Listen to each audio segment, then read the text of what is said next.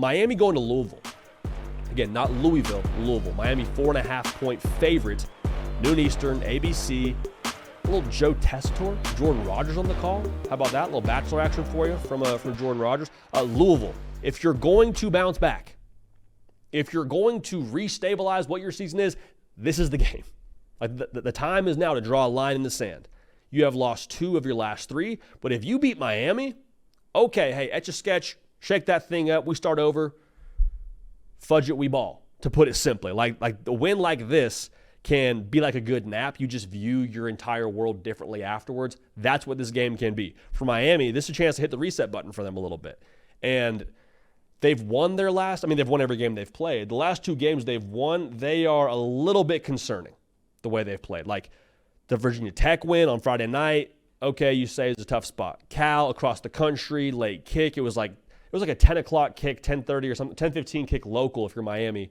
Okay, you excuse the poor starts and you find a way to win. It is what it is. But like if you play the way you played early against both those teams on the road at Louisville, like we're running out of excuses to be made for Miami here. So with that being said, on the road, ACC opponent, noon kick, go do what good teams do, which is when you're a favorite on the road, you go kick the ever-loving stuff out of somebody. Because Miami on a roster level is good enough to do that. Now, will they? Remains to be seen. College football sickos, we appreciate you for being subscribed right here to the On3 YouTube channel. This show, The Hard Count, is brought to you by our friends over at Prize Picks. Prize Picks is daily fantasy made easy to play, easy to withdraw what you win. We have been dominating so far this college football season. Use code HARDCOUNT, $5 in lineups played. Win or lose, gets you $50 in promo funds. So again, we appreciate you. If you haven't yet subscribed, now is the time. If you haven't yet used that code, now is the time. Now back to the prediction. Here's my question. Can Louisville do something on defense now? Honestly, the spread surprises me a little bit that it's not larger in favor of Miami. Miami, what they've done their last couple of contests probably lends itself to that number. But if I'm Cam Ward, I am licking my chops, dude. This is just like an all-you-can-eat kind of buffet. Nick Brake goes to a Chinese buffet at times on a Friday. This is that for Cam Ward, all right? Whatever you want, it's there. In the past game, they're allowing nearly 250 yards a game. Now, with that being said, wouldn't surprise me if we saw some Jack Harlow, Louisville Cardinal magic here, but I think it's going to take that kind of effort to be able to stop Miami offensively. Because Miami, if you've kept any track of what Cam Ward has done to this point in the year, he's in that Heisman conversation for a reason.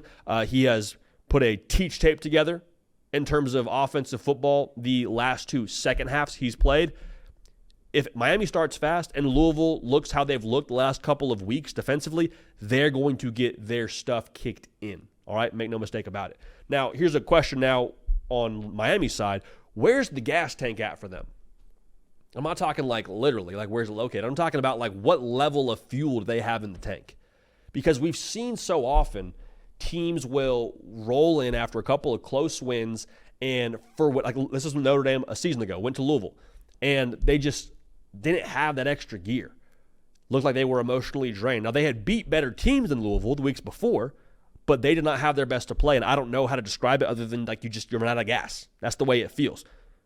Miami got the bye week, okay, but did they use that bye week to kind of refill on the emotional gas or the physical gas? Whatever they need to be able to play their best football, it hasn't been there in the first half against these last 2 contests. Is it there in this game? Did those last 2 games light a fire under them and propel them, or did it wear them out, cause them to lose fuel, and things get interesting? Now, I will say this. As much as we dunk on Louisville and their pass defense, their pass game is nice. Tyler Shuck, God bless him, playing his 7th year of college football. They are hucking it downfield. Brohm squad is just missile launching, 9.1 yards a pass. Miami's defense has been good. They've also allowed a couple of explosives. Cal had 11 completions and darn near 300 yards. You do the math on that, okay? They've allowed some explosives here. So if they want to shore that up, okay, vibes are high, and Miami probably covers that spread with ease. If not, though, if what we just mentioned about Miami being a little bit lethargic, being worn out, being run down emotionally, and they're just kind of feeling relief instead of joy when they win, that could be a bad thing for Miami, and that could allow Louisville to hang around and make this thing very, very interesting. So here's what I think we see. I think it is extremely possible that what we see on paper does not translate, right? Like that would be right in line with what college football has been this year.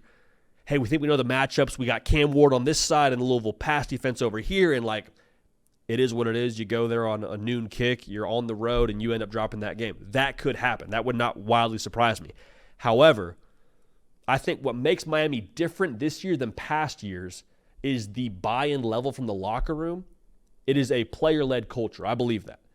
And player-led culture, in spots where you have letdowns the last couple of weeks, usually you do a really good job of flipping that on its head, playing your best ball after good weeks of practice, off a bye week, got a chance to get rested, get the sleep, the circadian rhythm back into motion there.